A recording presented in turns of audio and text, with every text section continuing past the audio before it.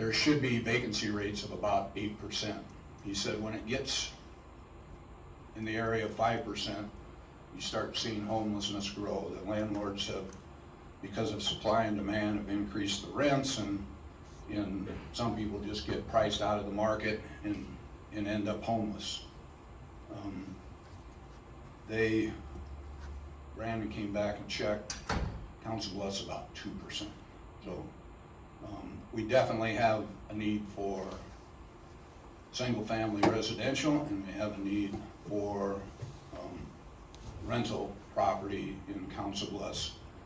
And so I'll talk later about what the city's trying to do to correct that, but since I'm on homelessness,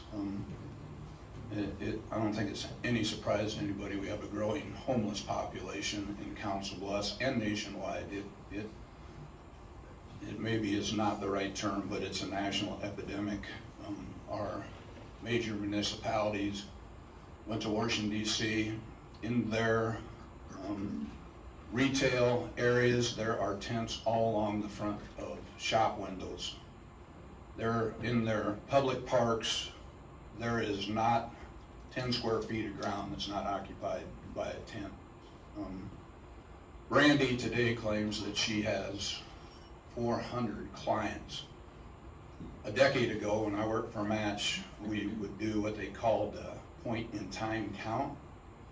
We'd go out on a cold night and knock on people's tents. We went with the police department.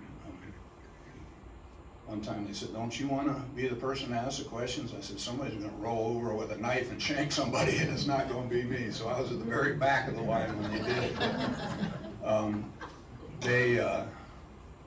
In those days, they estimated a little over 1,000 homeless in the metro area. Now we're about 1/10 the size of Omaha.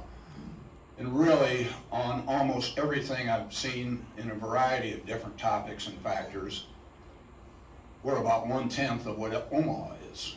It just invariably works out as a population number. So if we used to be 1,000 and council-bluffs is 400, that means it may have grown fourfold in the last decade, and that is scary.